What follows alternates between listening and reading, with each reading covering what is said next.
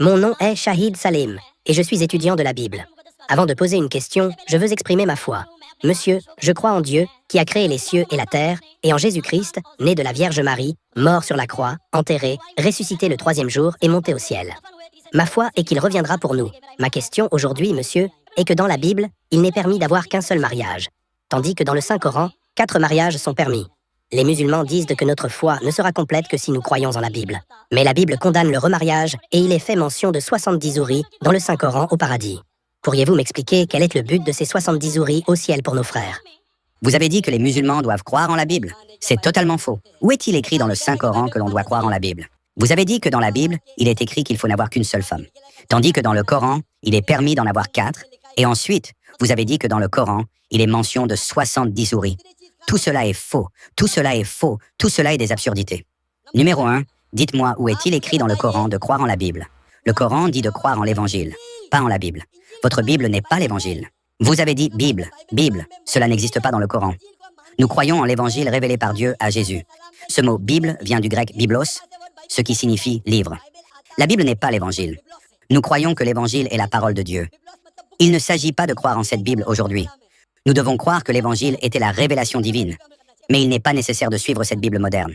Ce qu'il faut, c'est croire que l'Évangile est la parole de Dieu, envoyée à Jésus, et nous croyons en elle. Quant à votre Bible actuelle, c'est un livre plein de variantes. Savez-vous combien de types de Bibles il y a?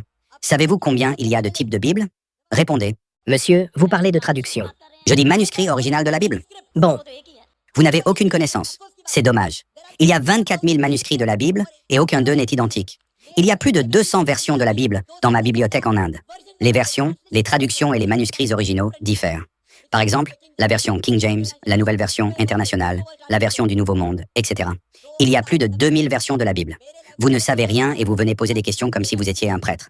C'est une honte que vous n'ayez pas cette connaissance. Tous vos arguments étaient faux. Premièrement, il n'est pas dit dans le Coran de croire en la Bible, mais en l'Évangile. Deuxièmement, vous avez affirmé que dans la Bible, il est écrit qu'il ne faut qu'une seule femme. Mon défi est de me dire où il est écrit dans la Bible qu'il devrait y avoir que la monogamie. Donnez une référence. Vous donnez la référence? Où est-il écrit dans la Bible qu'il faut se marier une seule fois? Ouvrez son micro. Frère, je demande une référence. dans Matthieu chapitre 5, verset 31. Que celui qui répudie sa femme lui donne une lettre de divorce. Mais moi, je vous dis que celui qui répudie sa femme, sauf pour cause d'infidélité, l'expose à devenir adultère, et que celui qui épouse une femme répudiée commet un adultère. Cela dit simplement que si quelqu'un divorce de sa femme, il doit lui donner une lettre de divorce. Monsieur, il s'agit... Mais cela n'interdit pas le fait d'avoir plusieurs femmes. Vous n'avez pas la connaissance des langues. Selon les anciens enseignements, on ne devrait pas divorcer de sa femme à moins qu'il y ait eu fornication.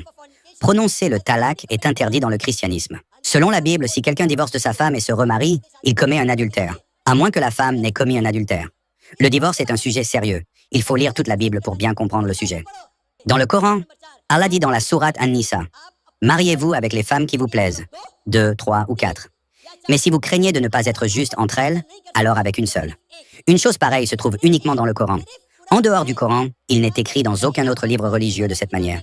Vous dites que dans le Coran, il est mentionné d'épouser 4 femmes. Vous prenez une partie d'un verset du Coran. Dans le verset complet, il est écrit que vous pouvez vous marier avec des femmes qui vous plaisent, que ce soit 2, 3 ou 4.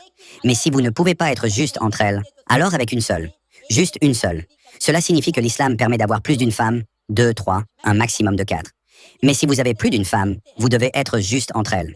À ce sujet, j'ai déjà parlé en détail, mais ce n'est pas le moment. Donc vous avez mal compris. Premièrement, la Bible et l'Évangile ne sont pas les mêmes.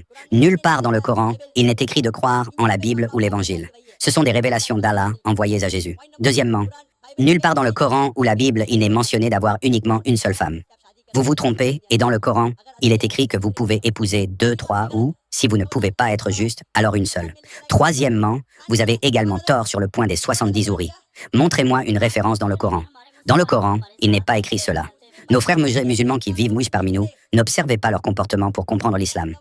Pour comprendre l'islam, étudiez le Coran. Ne vous basez pas sur les musulmans, parce que si je me basais sur les chrétiens pour comprendre le christianisme, ce serait un problème. J'ai étudié le christianisme pour comprendre sa vraie nature, sans me baser sur les chrétiens. J'ai déjà dit dans mes discours que pour comprendre une religion, il faut lire ses livres sacrés. Avant de poser des questions devant une large audience de 50 ou 100 personnes, au moins vérifiez bien ce que vous dites. Les 4 points que vous avez mentionnés sont faux. La bonne réponse est déjà donnée. Ce qui est écrit dans le hadith est une autre chose, mais cela ne figure pas dans le Coran. J'ai déjà répondu à cela. Le concept de Dieu dans le christianisme. En islam, croire en Jésus est une obligation pour être musulman. Nous croyons en Jésus-Christ, que la paix soit sur lui, comme un des plus puissants messagers de Dieu. Nous croyons qu'il est le Messie, né miraculeusement sans père, une naissance que même certains chrétiens modernes ne reconnaissent plus. Nous croyons également qu'il a ressuscité les morts et guéri les malades par la permission de Dieu. En cela, chrétiens et musulmans sont d'accord. Cependant, la divergence majeure réside dans la croyance chrétienne que Jésus serait Dieu tout-puissant. En fait, si vous lisez la Bible, il n'y a aucun verset clair dans lequel Jésus affirme explicitement « Je suis Dieu » ou « Adorez-moi ». Si un chrétien peut me montrer un verset sans ambiguïté où Jésus dit cela, alors je suis prêt à accepter le christianisme. C'est un engagement personnel, car mon domaine est celui des religions comparées, et je parle ici pour moi-même, pas pour les autres musulmans. Dans aucune version de la Bible, Jésus ne dit clairement « Je suis Dieu » ou « Adorez-moi ». Au contraire, plusieurs versets montrent que Jésus distingue sa propre position de celle de Dieu. Dans l'évangile de Jean, il dit « Mon Père est plus grand que moi » Jean 14, 28, et « Mon Père est plus grand que tout » Jean 10, 29. Il déclare aussi « Je chasse les démons par l'Esprit de Dieu » Matthieu 12, 28 et « Avec le doigt de Dieu, je chasse les démons » Luc 11, 20. Il dit encore « Je ne peux rien faire de moi-même, car je ne cherche pas ma volonté, mais la volonté de mon Père » Jean 5, 30. Cela indique clairement que Jésus ne cherchait pas sa propre volonté, mais celle de Dieu, ce qui, par définition, fait de lui un musulman. Jésus a donc soumis sa volonté à celle de Dieu, comme tout vrai musulman le ferait.